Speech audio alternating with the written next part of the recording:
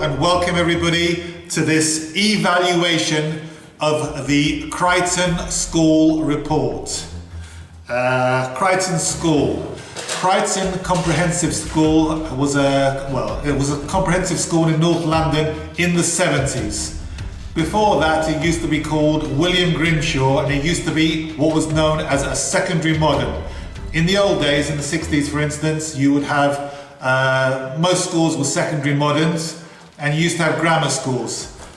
They brought in the comprehensive system because basically, if you failed your 11 plus, in England, you used to have a test at 11. You failed that, you were thrown into a secondary modern, and basically you were thrown to the wayside. That was the theory, and all the clever kids used to go to grammar schools, and become somebody basically.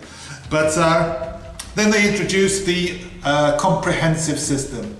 Comprehensive system, which means basically that all kids of all abilities would actually be able to have a comprehensive education. Anyway, this guy called Hunter Davies was sent, this is 1974 we're talking about, he was sent to Crichton School to write 3 articles for the Sunday Times. And in those articles, for instance, there was an uproar, he went to the House of Commons and they said, we want this report in, Hunter Davies had to come in. So just by chance, there was a debate in the House of Commons on the motion of censure. Had to look up that actually, the motion of censure. That's a heated debate, for instance, when people sort of disagree with something and it goes through a motion to be voted on.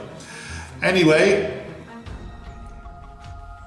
so Hunter Davies was actually in an official box, and he was actually advisor to the Secretary of State. And they were looking at the relative parts, they were looking at his evaluation of a comprehensive system, basically. So at one point in the debate, a Tory member got up and as part of his speech quoted passages from Hunter Davies's report. And it was a passage to do with a pupil just wanting to go and see his teacher. And I could just imagine this incensed some opposition MPs. Opposition MPs at that time were the Tory party, and I can just imagine in the House of Commons. He goes, a little child going to see a teacher? Well, that's outrageous. You know what I'm saying? They didn't like the casualness of it, the Tories. So if you don't know, for instance, you've basically got 2 systems here. There's the Conservative Party and the Labour Party. The Labour Party, is more for the working people, where, the Tory Party are all the intellectuals, all the people that went to grammar school. You know what I'm saying? I can just imagine them, well, this is outrageous. This is outrageous, it was caused quite a stir and a controversy. Hunter Davies, I read his biography. The only book I really like, he's written 2. My favourite is the Here We Go Round the Mulberry Bush. Great movie, great book.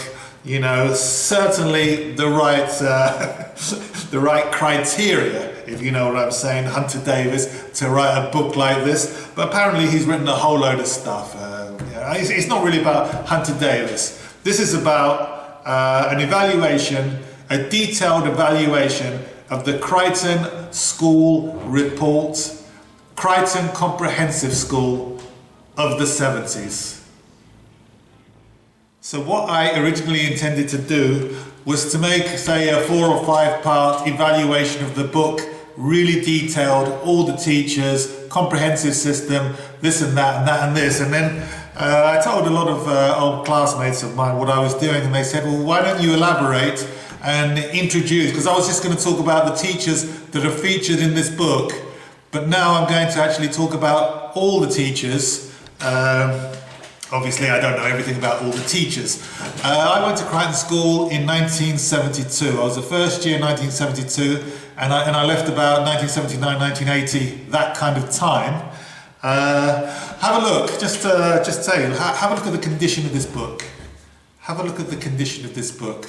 If you ask any old Crichton School who actually bought this book, for instance, it's got a few pictures in the middle and everything. This is a very fragile little book. And I remember telling somebody, one of my friends at Crichton School, I said, this was like late 80s. I said, you know what my biggest regret was? And he said, what? That I never bought the Crichton report. There was me in the 70s sort of seeing this book about the Crichton report, and I sort of thought, yeah, there'll be a first edition and a second edition and a first edition. There's not going to be a load of editions of this book. In the end, a friend of mine actually found this in a bookshop and bought it for me for £2. He actually regretted that he didn't buy himself one. So I even keep this in a proper cellophane cover. I just want to preserve this book. And apparently, if you have a look at this on eBay or on Amazon, you're not going to find this book for less than £20. Some people are bidding up to £71 for this book. It's much sought after. I had a look at some copyright issues and everything. Apparently, for literary works and everything, you can only actually say that it's yours, to actually use excerpts from it and everything, 70 years after the author has died. I wouldn't want anything to happen to Hunter Davies. I think he's a very good author. So I wouldn't want him to die and then we've got to wait 70 years before we can use it. But the thing is, I think Crichton School actually belongs to every single one of us. Every single one of us who were there, who were at Crichton. So what I've done, instead of just doing an evaluation of this book, which I will in real detail, what I'm going to do is I'm going to try and relive the 70s. There must be a lot of people out there, especially me, you might remember a whole load of friends and everything. You don't remember their names or exactly, you might know their first name or just their second name or anything. So what I'm going to do, I'm going to put it out there, if you want to know a lot of details and everything, if you could just write under the comments and everything the year you were in. You've got to put the year you were in, for instance, 1972-73, your first year. I can't remember what we used to be called, but I remember the third year it was like 3, the year that you're in, and the number of the classroom. So I was 313. For instance, and you just write down all the names you can remember, and if I can cross-reference it, maybe I can actually put the names in properly so that we can actually remember the names of everybody. So that's what friends of mine have told me. So instead of just making an evaluation about this book, it's going to be reliving the 70s. And I'm only talking about the 70s now, from 1970 to say the beginning of 1980. I'm not going to go further than that. I'm not going to go before that with William Grimshaw. My sister went to William Grimshaw 10 years before. She's 10 years older than me, for instance. So I asked her, I said, well, what teachers are the crossover? And she said to me that Miss Stevens, there was Miss Stevens, a very, very strict teacher. There was Mr. Linton, a geography teacher. He was in William Grimshaw. And I think there was another teacher, it escapes my name. The headmaster, of course, Mr. Loads. Mr. Loads, he, at the time of this writing, he actually retired, and Molly Hattersley, she was the wife of Mr. Hattersley, an MP at that time. So I read in this book somewhere that actually Mr. Loads said, yes, I've retired, and I've got a chance to actually redo my house up in Brighton. That was 1974. It'd be nice to know if, I don't know if he's had enough time since then to actually, I wonder if he's redone his little bungalow in Brighton, No, but I'm seriously asking, I'm not being funny. But the Crichton School Report, very, very happy that I've got this. I'll be showing excerpts and everything. And if anyone's got any stories, that's what we're really interested in. Any real stories about tea. I don't want to hear things like with Mr. MacDonald. He was the head of our year, sort of the security officer. I don't want to hear things like, Mr. MacDonald told me off because he caught me smoking in the labs. I don't want to hear anything like that. That's his job. I want to hear real stories like this report I saw on Facebook. have a look at this. Now that's Mr. McDonald all over. But yeah, no, it was always good to me. It always gave me good reports. But these are the kind of stories I want to hear. And I will start with a story now of my own. So my first story is I'm going to talk about a teacher, a PE teacher that was not in the book, Mr. Michaelides, a Greek PE teacher, really great guy actually. I was useless. I was actually useless at sports. I mean, I tried my best, you know, but just nothing used to come off. Obviously, I used to be good at some things, but, you know, basically useless at everything. Always hard trying and everything, but basically useless. When I was in my primary school, for instance, well, there was a certificate called a 5-star award. You would do it, you know, it's like a whole load of activities, running, jumping, you name it, for instance. You get certain for instance, if you run 100 meters in, I mean, we're only kids, for instance, so it would be something like 16 seconds, 17, 14, things like that.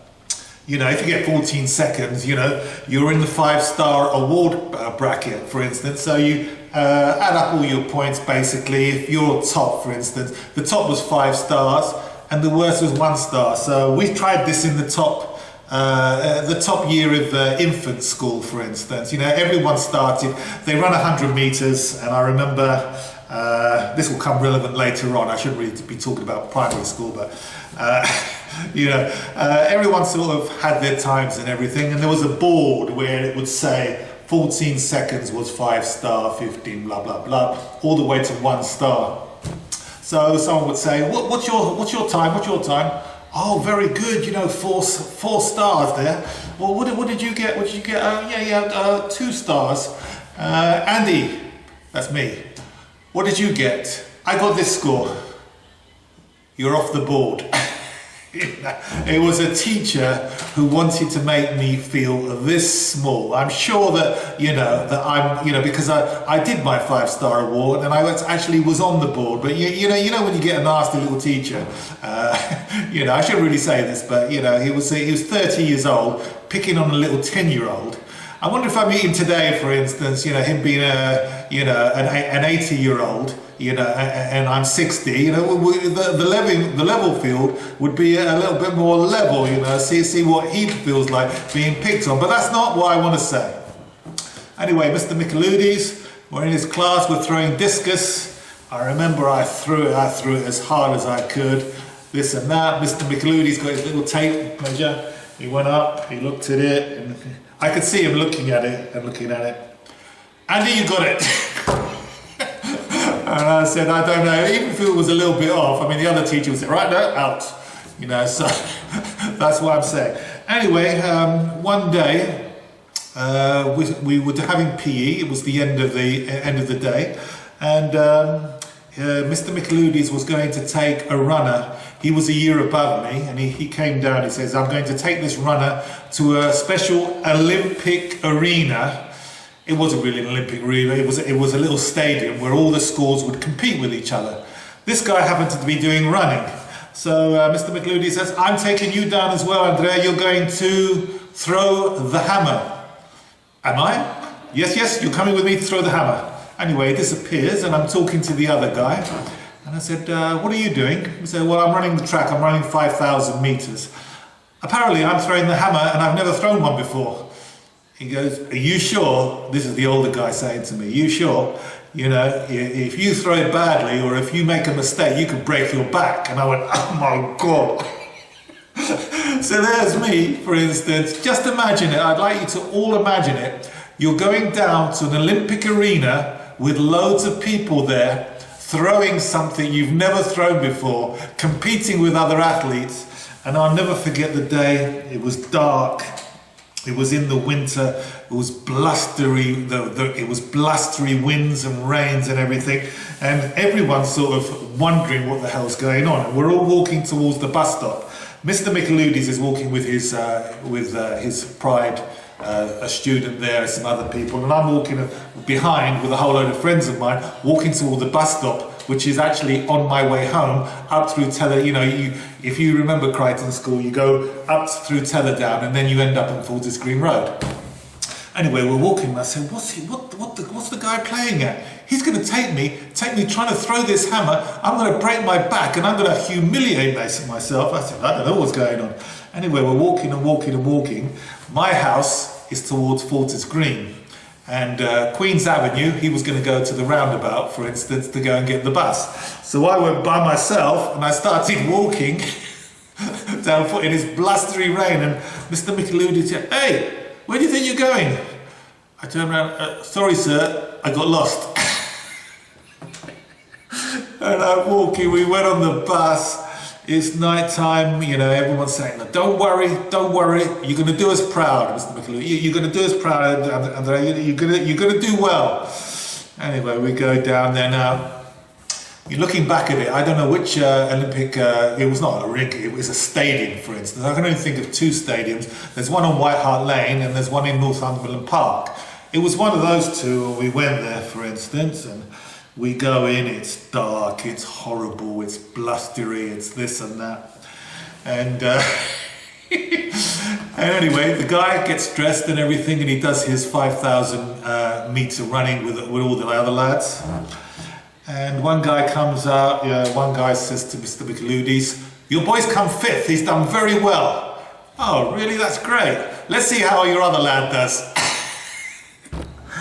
Anyway, I'm going to tell you the end of that story in the next episode, but you can imagine how I felt and everything, But Mr. Micheludi, I think what he wanted was a little bit of company. He could have just said to me, look, Andy, look. Come down, he's not going to get much company out of the English guy because, Greeks know how to stick together. And I think a lot of people know that's how they are. I said, if you asked me for company, I would have come down with you. We saw that guy race and you couldn't see anything. I remember we looked outside to see the track. You couldn't see any runners. It was so dark and it was so wet and so misty.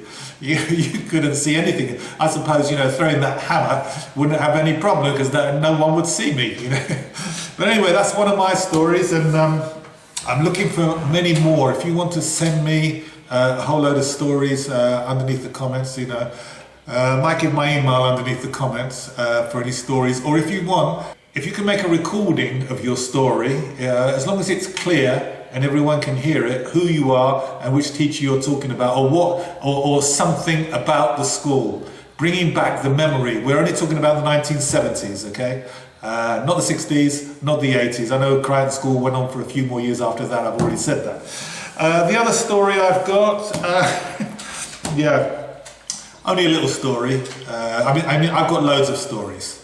I've got loads of stories about Creighton School, but I want to hear other stories and I want to fill in the pieces of these stories because there's some teachers, for instance, I don't even remember the names of. So, I don't want to tell a story about a teacher that I don't remember the name of. I want to actually research it and find out the name. I'm not going to name and shame. A lot of teachers are going to come out with flying colours anyway, to be honest. When you're an adult and everything, you can understand the position of teachers. And if you taught yourself, you can understand what it's like teaching children, for instance. There's another story in here that I'm going to go into later, but there's a story with Mr. Hart. He was the deputy head, and he actually said, well, look, I'm going to retire at 60, because if I retire at 60, I'm likely to live to my 90th birthday. I would love to see if he did. And I'm sort of thinking, I would imagine that being a deputy head or a headmaster must be a stressful job. I can't think, I know that nowadays, for instance, you're on 50, 60, 70 grand a year, so there must be some stress involved in it. But I would like to know, he retired at 60 so that he would live to his 90th birthday. So obviously the stress of those 5 years, would have killed him earlier. So if anyone knows what's happened to Mr. Hart, and if he did survive to his 90th birthday, I'd be very interested to hear it. But I'm going to go into more detail about everything. There's someone who starts their first year, the experience of them. There's also another fifth former called Sally Gross. I used to go to school, primary school, with her sister, and she used to go to Crichton as well. A very nice girl she was, her sister.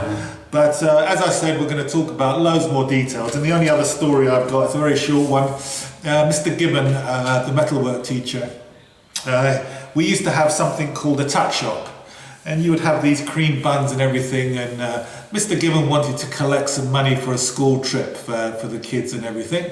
So, you know, he used to have...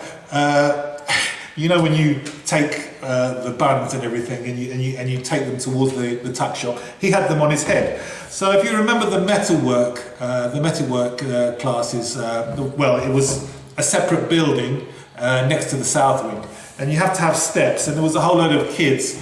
They were waiting on the steps, and he was downstairs talking to somebody, and he was saying, yeah, you know, when we collect enough money, we're going to go down the Amazon and we're going to go canoeing. I don't know if this is all true, but, you know, he was just talking about all the trips that he wanted to organise for the kids. But he's holding all the cream buns and everything. He's holding it on top of his head, right next to a whole load of kids that are waiting to go into their metalwork class.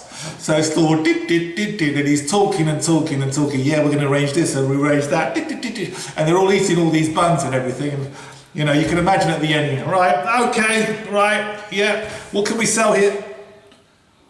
I could have sworn I had more buns on this plate. But those are the stories I want to hear. So there was quite a few incidences in Crichton School which you could say was a little bit of a rough school, but it was a good school.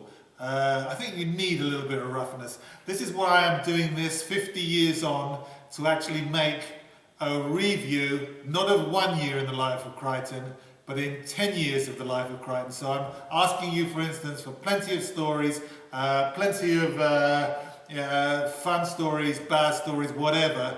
We will evaluate all the teachers at that time, if you like, the good and the bad. But that's all from me from now. And obviously, as we go on, we will look at this book in greater detail, and obviously the life and times of Crichton School in the 70s. So, hope to see you in another episode. Enjoy.